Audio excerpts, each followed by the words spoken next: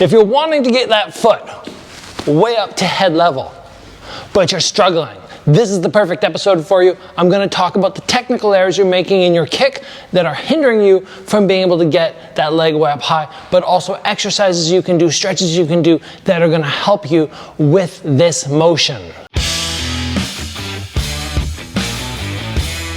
What is pretty much the coolest thing you can do when you're sparring with somebody? It's either, in my mind, sweep them down or put your foot right up on their head.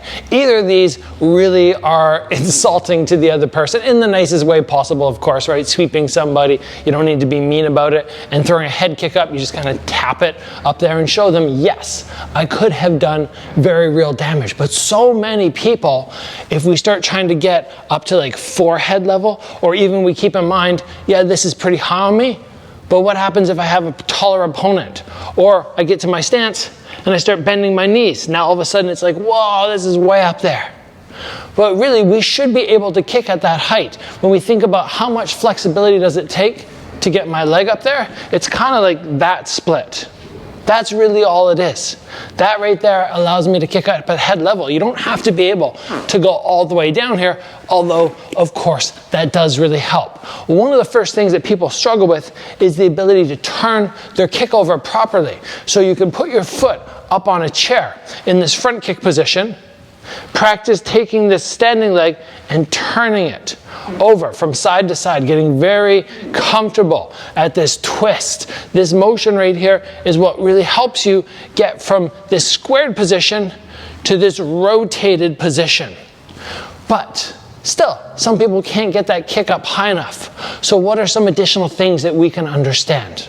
Well, number one, the closer I am to the target, the harder it is to land at head level, because I might end up landing with my shin. If I'm going to try and land with my shin up here, it's very hard. But because my leg is arced up, the further I move away, the easier it'll be for me to touch it, because the highest point of my leg is going to be at my foot. So learning distance, learning that throwing just outside of punch range and then executing your kick is going to be ideal, is very essential for executing the perfect kick. Now the next thing is when we're throwing a very technical roundhouse kick, when we're going, okay, we want to be perfect. My head should stay very high and straight above my foot. But this limits how high I can get my leg. If I do this, I can get up there because I'm fairly flexible. I can still tap, but if I go, okay, I want to get even higher, I want to get up to the top of this glove, if I tip my head back slightly, now I can start creating that extra range, so that extra height more so. So knowing that, okay, every time I kick, I don't have to keep my head right here. If I need that extra height, I can tip my head slightly backwards. That in itself will help you. Although it does break that perfect technique in my mind, it is something which you can absolutely do. I can be here, drop my head to the side or drop my head slightly back and come through with great ease. Now, obviously, not everybody can get their leg up to this height as easy as I can, but you can definitely start by putting some sort of target where you go, okay, this is what I want to hit. Standing sideways to the target and just practice lifting your leg up. See, even for me, this is difficult. And I'm not crossing my leg and swinging with momentum. I'm actually using the muscle here. I disconnect my foot and then I lift and swing. Lift and swing. That is challenging. And if you can get that motion, even up to around chest level, you're going to find throwing the round kicks where you actually come around and you have momentum so much easier. That little motion right there, especially if you can add a little pause. Oh, that right there is going to be very beneficial. Now, one of the spots that many people struggle when it comes to their stretching is not necessarily, getting to this position, but when I give people this stretch, this is where they really struggle.